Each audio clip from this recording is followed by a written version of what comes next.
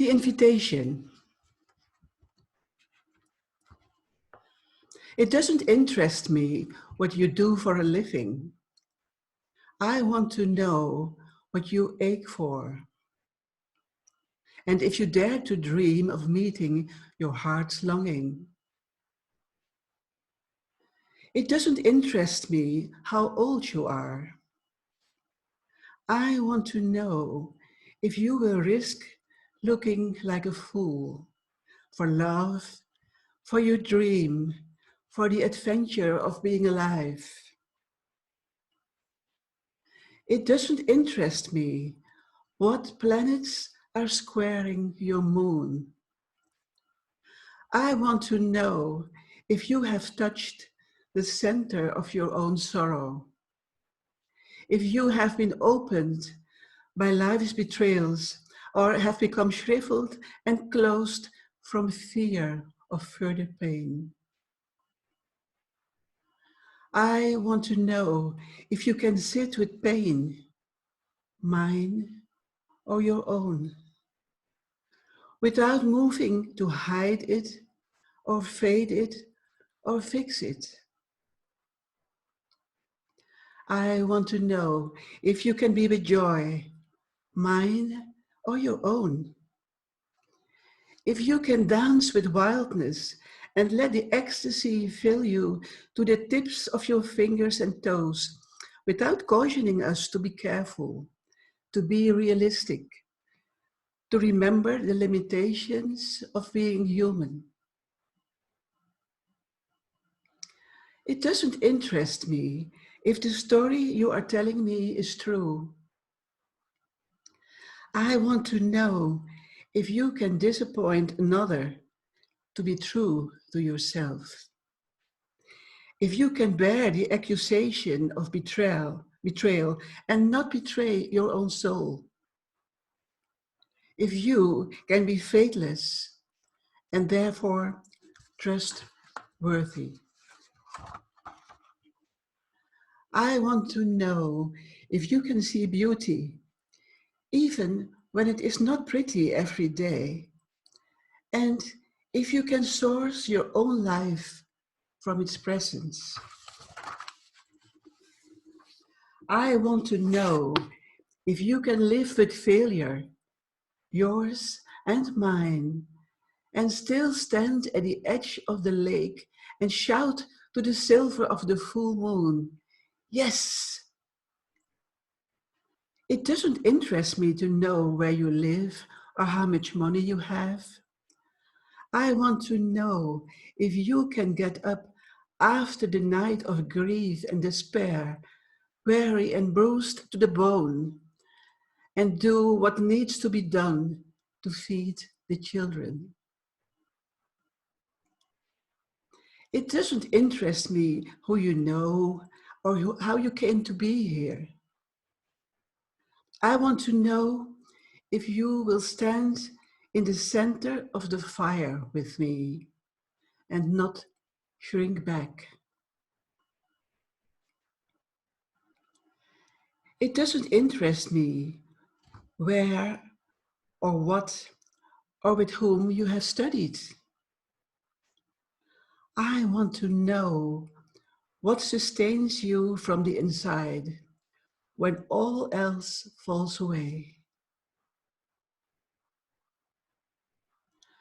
I want to know if you can be alone with yourself and if you truly like the company you keep in the empty moments.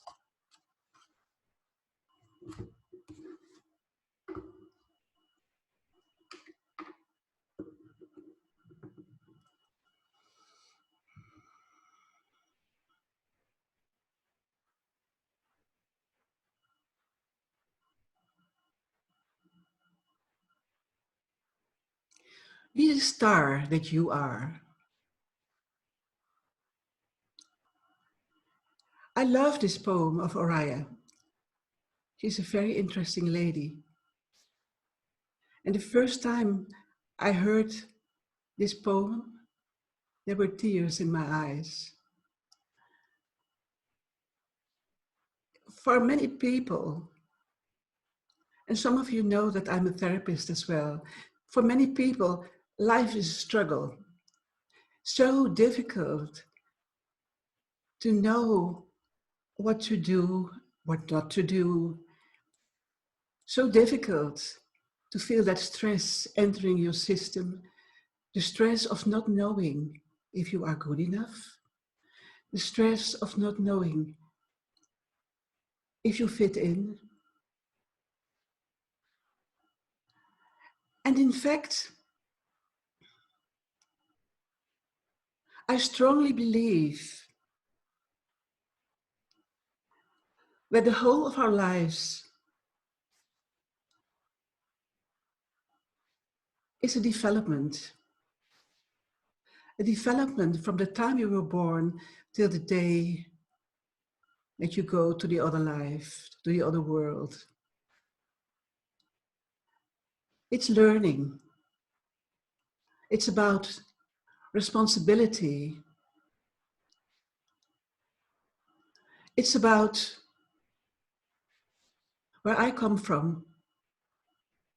Well, let me put it a little bit differently. Since about 10 years, 12 years,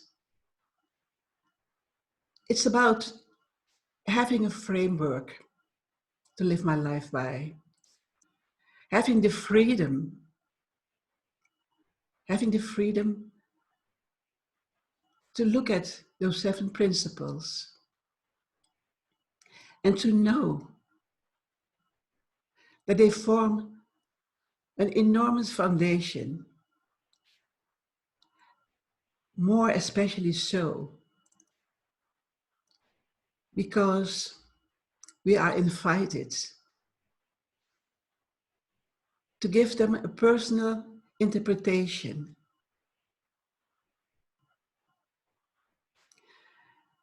Starting at the first one, the fatherhood of God, and remembering, reading it, studying it, realizing that in fact it is a little bit narrow, because why not fatherhood, motherhood? And most of you, I'm sure, will have had that same idea. Well, I have reached a point where I don't think it's very important. It is about love.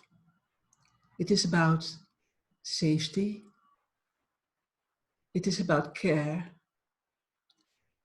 It is about the realization that we are never alone. The realization that when we feel down, when we feel broken, when we don't know where to go anymore, it is such a relief to know that there is prayer, that there is guidance, that we can simply reach out to the spirit world. And it can be up there, and it can be down there, it can be the earth.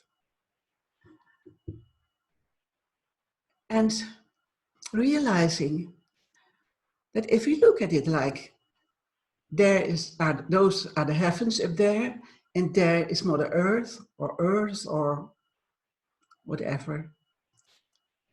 We are in the middle, like being protected, like always being able to connect, as long as we are open to it, as long as we practice with it, as long as we dare go out there and walk. Have you ever tried doing a walking meditation? If not, again, you are invited. Going out there, if you're fortunate and you have a park or woods nearby, it's brilliant. If you don't, Just go out there on the pavement and know that there's earth, soil, warmth, strength down there. And by walking, each step you take, know that you are being pulled towards the earth, that you have the strength to lift up that feet and put down the other foot. And then just walk your walk and feel the connection, and feel the connection to Mother Earth. And if it is only a small, tiny, teeny weeny plant that you see, realize the strength of that plant. Realize that it has found a way to grow, a way to get energy, to be fed by earth. And why wouldn't you be able to find that strength of the connection? And to dare opening up gives such a huge boost of energy. That realization that you are part of something that you can actually touch with your energy, if you're lucky, with your feet, and then walk your walk towards life. Do you have a destination or don't you? And what is your destination, in fact? Is it insight for the day? Are you able to restrict yourself to say grace to the moment you're in? I'm not interested in tomorrow. I want to face my life now. I want to face my life right here in this moment. I challenge you to do just that.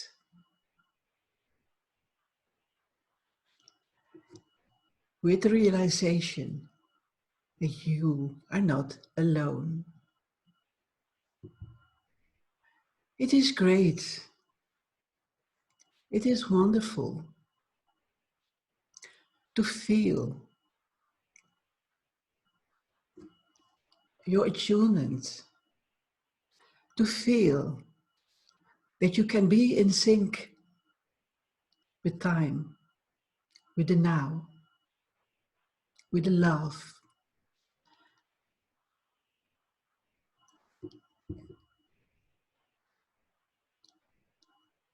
The invitation.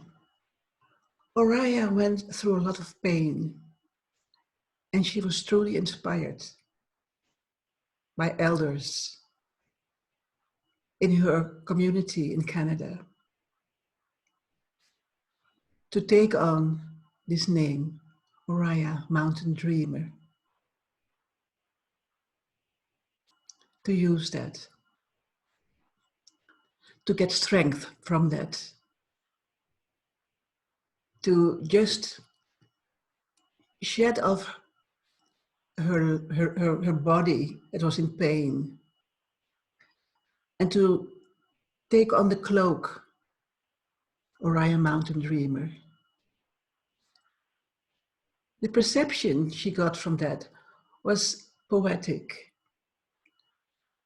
Her body is still in pain, still today, but the blessings she receives from that cloak are a gift to her, to us, that we have been invited to be who we are. That I can say, I live my life. I live with love. I live with sunshine. And even when it rains, and even when I feel down, at the depth of despair, I know there's that moment when I can see the light, when I just can reach out and say, Great Spirit, I'm your daughter. I just want to lean on you for a short moment in order to get back my strength, to find my power again, to get on my feet again. Because for just this moment, I need that. I've just lost it for a little while, but I need to reconnect. And that tiny spark I just noticed has been enough for me to wake me up again to the solidity of that love and of that connection.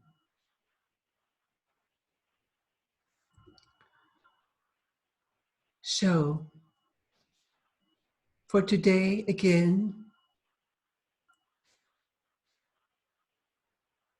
I feel so fortunate that I have been able to share with you the words of Oriah,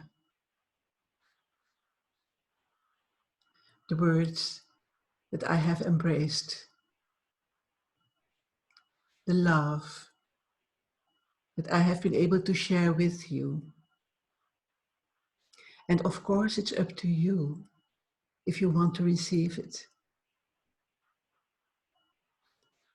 But to tell you the truth, I have seen numerous sparks in my talk this morning, and not all of them were intended for me. So grab yours and enjoy your day and feel the love and the care.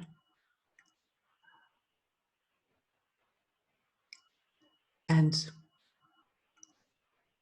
I'm going to sink out to the real life again. I'm going to be Julia Joan again. And I'm going to take on the role of chairperson again.